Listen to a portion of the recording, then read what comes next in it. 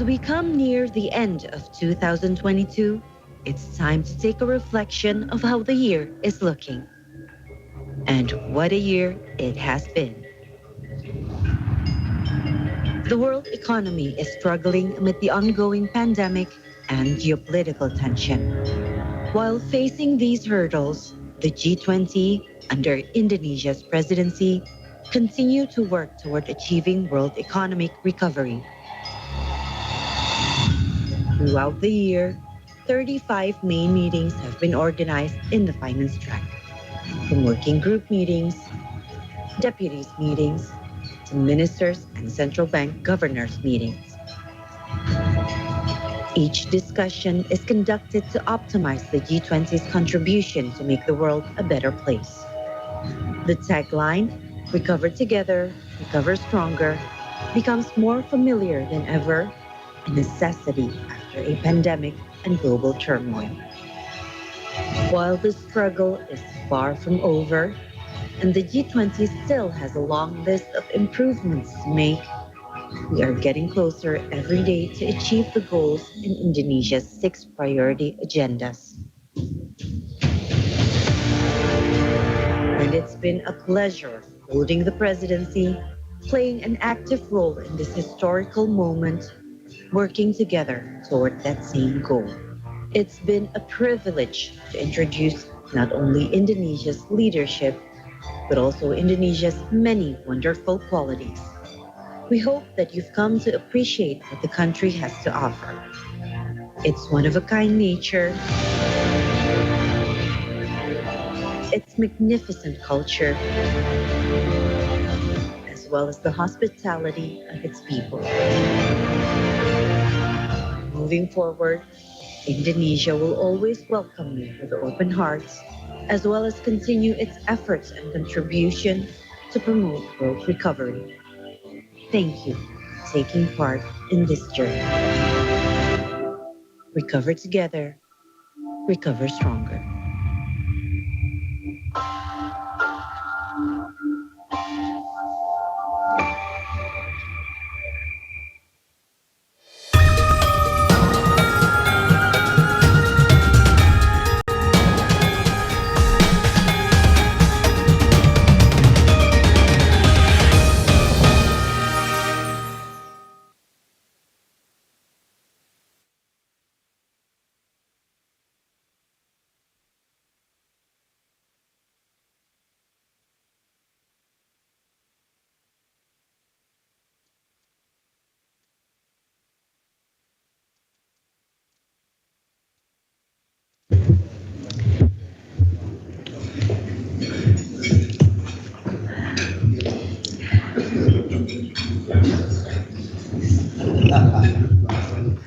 I will start.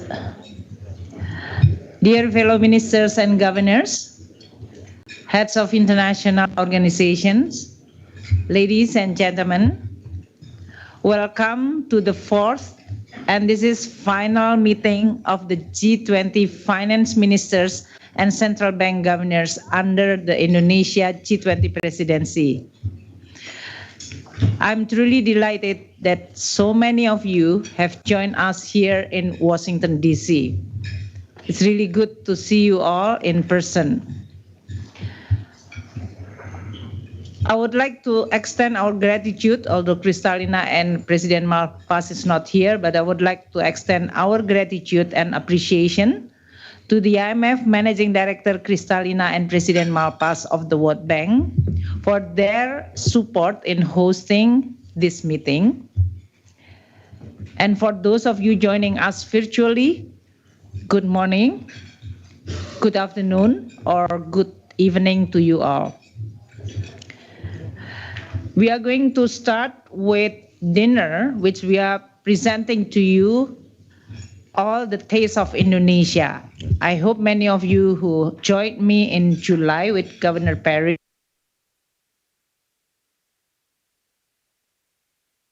meeting.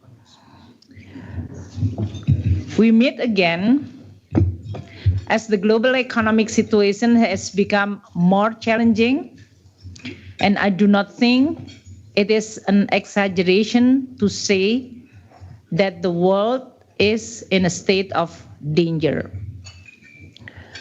We are now facing increasing and compounding risk, high inflation, weak growth, energy and food insecurities, climate risk, and geopolitical fragmentation. The war in Ukraine continued to exacerbate the global food security and nutrition crisis, with high and volatile energy, food, and fertilizer prices, restrictive trade policies, and supply chain disruption. Despite improving global food prices and reopening grain export, food remains beyond reach for many, and the consequences of the pandemic and shock from extreme weather are likely to keep food prices high. Adding to this, fertilizer markets remain volatile. The global energy landscape has also been radically reshaped. The pandemic and the war in Ukraine have sent energy prices soaring, resulting in energy shortages and energy security concerns. Energy price shocks have affected most countries, but developing countries, especially energy importing countries, face the highest burden.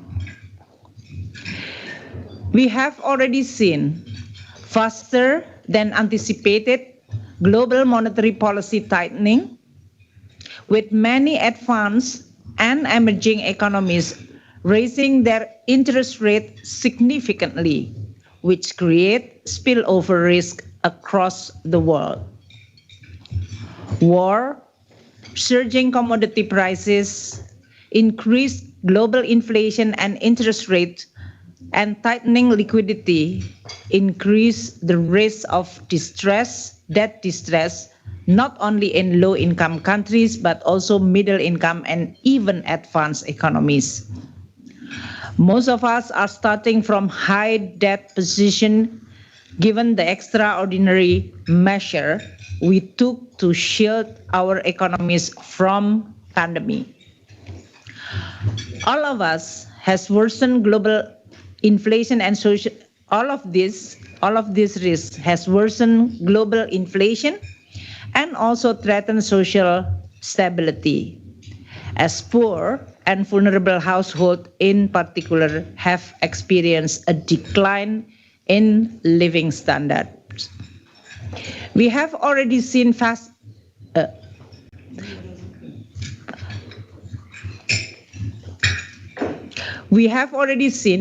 than anticipated global monetary policy tightening.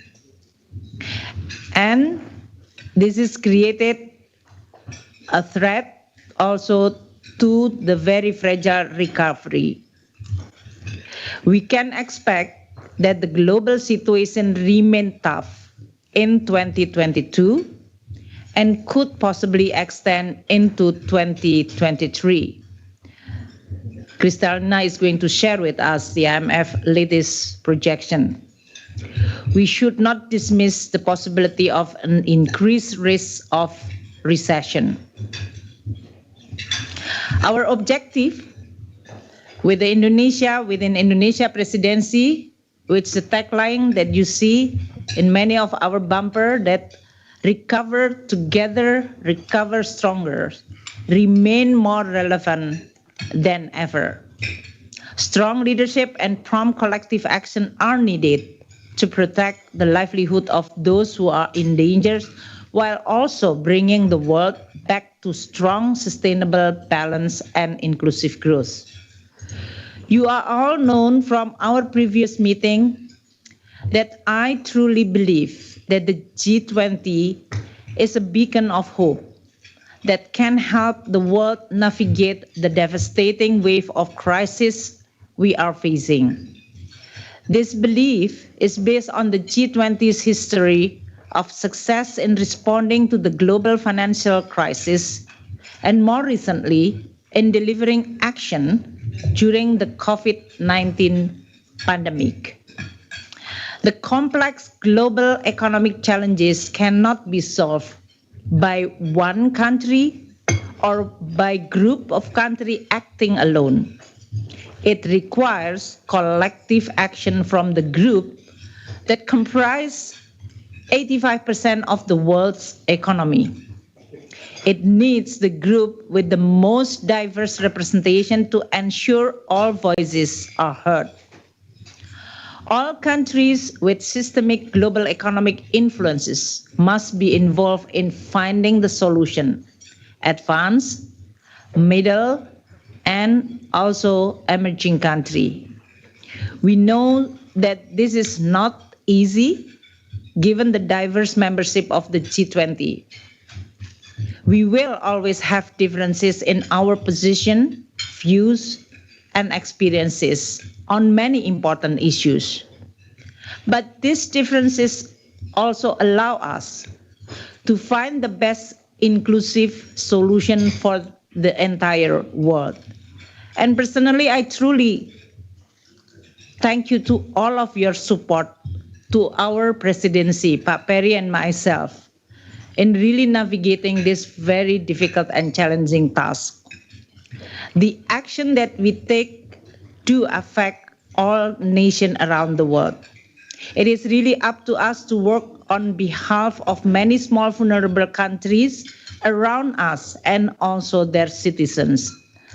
I'm sure you are all aware the world is once again watching us closely.